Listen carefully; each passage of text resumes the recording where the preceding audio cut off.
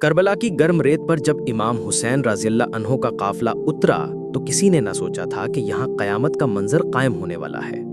دھوپ تیز تھی، ہوا خشک تھی، خیمے لگائے جا چکے تھے، بچوں کی ہنسی بھی سنائی دیتی تھی اور ماؤں کی دعائیں بھی، مگر فضا میں عجب سی خاموشی تھی، جیسے وقت خود تھم گیا ہو۔ دور یزید کا لشکر اپنے خیمے گاڑ رہا تھا۔ ان کے پاس تعداد تھی، طاقت تھی، پانی تھا، دولت تھی، مگر ان کے پاس حق نہ تھا۔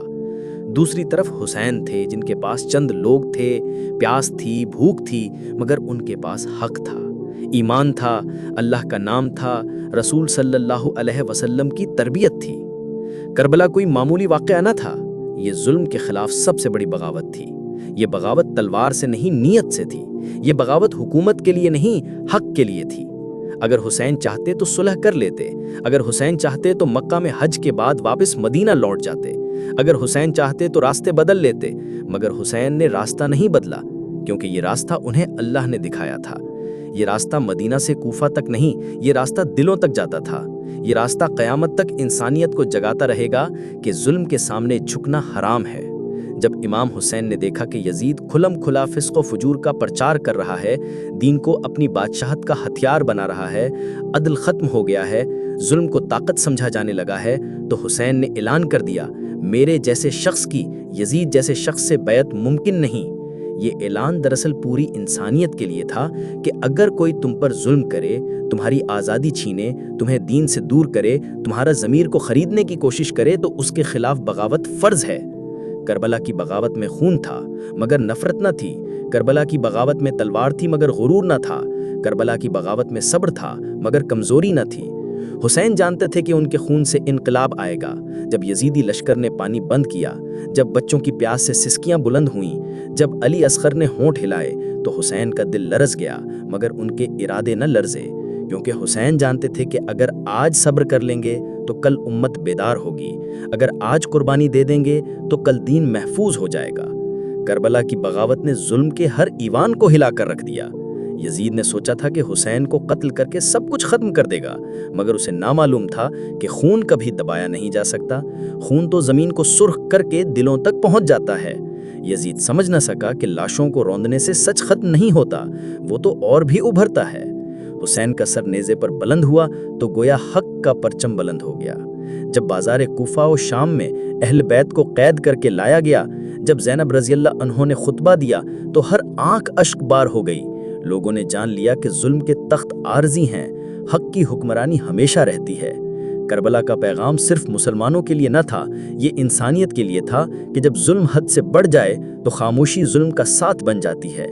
جب یزید نے مدینہ کے گورنر کو خط لکھا کہ حسین سے بیعت لو یا ان کا سر، تو حسین نے اس ظلم کے آگے سر جھکانے سے انکار کر دیا۔ حسین نے دکھایا کہ بغاوت تلوار سے نہیں، کردار سے کی جاتی ہے۔ جب نیت پاک ہو، مقصد عظیم ہو، ارادہ مضبوط ہو، تو دشمن چاہے کتنا ہی طاقتور کیوں نہ ہو، اس کی شکست لکھ دی جاتی ہے۔ کربلا میں سب کچھ واضح تھا۔ رات آئی، چراغ غل کیے گئے۔ امام حسین نے ساتھیوں کو کہا کہ جاؤ، تم آزاد ہو، یہ جنگ میرا معاملہ ہے، تم پر لازم نہیں۔ مگر کون جاتا؟ سب جانتے تھے کہ اگر آج حسین کو چھوڑ دیا تو کل اللہ کو کیا جواب دیں گے۔ سب نے کہا، مولا، اگر ہمیں قتل کر کے جلایا جائے، راکھ ہوا میں اڑا دی جائے اور پھر زندہ کیا جائے، یہ عمل 1000 بار ہو، تب بھی ہم آپ کا ساتھ نہ چھوڑیں گے۔ یہ تھی ظلم کے خلاف بغاوت کی اصل روح، کہ جان چلی جائے مگر حق کا ساتھ نہ چھوٹے۔ علی اصغر رضی اللہ عنہ نے جب اذن جہاد مانگا تو امام حسین نے کہا کہ جاؤ بیٹا، اللہ حافظ۔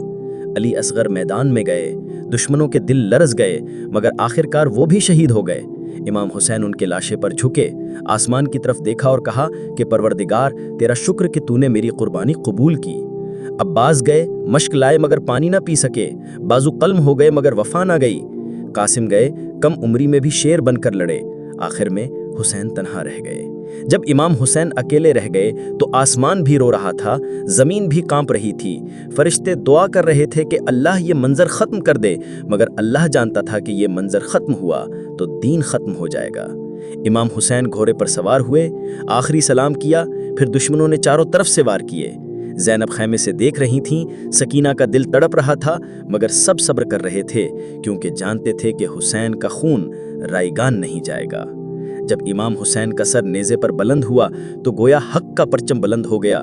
जब बाज़ार कूफा और शाम में अहले बैत को कैद करके लाया गया, जब ज़ैनब रज़ियल्लाहु अन्हा ने खुतबा दिया तो हर आंख अश्क बार हो गई। लोगों ने जान लिया कि जुल्म के तख्त आर्जी हैं, हक की हुक्मरानी हमेशा रहती है।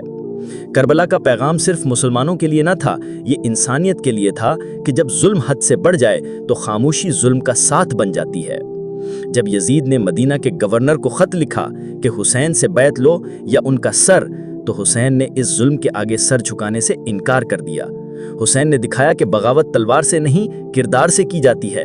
जब नीयत पाक हो, मकसद अजीम हो, इरादा मजबूत हो, तो दुश्मन चाहे कितना ही ताकतवर क्यों ना हो, उसकी शिकस्त लिख दी जाती है। करबला में सब कुछ वाज़े था। रात आई, चिराग गुल किए गए। इमाम हुसैन ने साथियों को कहा कि जाओ, तुम आज़ाद हो, ये जंग मेरा मामला है, तुम पर लाजिम नहीं। मगर कौन जाता? सब जानते थे कि अगर आज हुसैन को छोड़ दिया तो कल अल्लाह को क्या जवाब देंगे। सब ने कहा, मौला, अगर हमें कत्ल करके जलाया जाए, राख हवा में उड़ा दी जाए और फिर जिंदा किया जाए, ये अमल 1000 बार हो तब भी हम आपका साथ न छोड़ेंगे। ये थी जुल्म के खिलाफ बगावत की असल रूह, कि जान चली जाए मगर हक का साथ न छोड़े। अली असगर रज़ियल्लाहु अन्हु ने जब इज़्ने जिहाद मांगा तो इमाम हुसैन ने कहा कि जाओ बेटा, अल्लाह हाफिज। अली असगर मैदान में गए, दुश्मनों के दिल लरज़ गए, मगर आखिरकार वो भी शहीद हो गए। इमाम हुसैन उनके लाशे पर झुके, आसमान की तरफ देखा और कहा कि परवरदिगार, तेरा शुक्र कि तूने मेरी कुर्बानी कबूल की। अब्बास गए, मश्क लाए मगर पानी ना पी सके, बाजू कल्म हो गए मगर वफा न गई। कासिम गए, कम उम्री में भी शेर बनकर लड़े, आखिर में हुसैन तन्हा रह गए।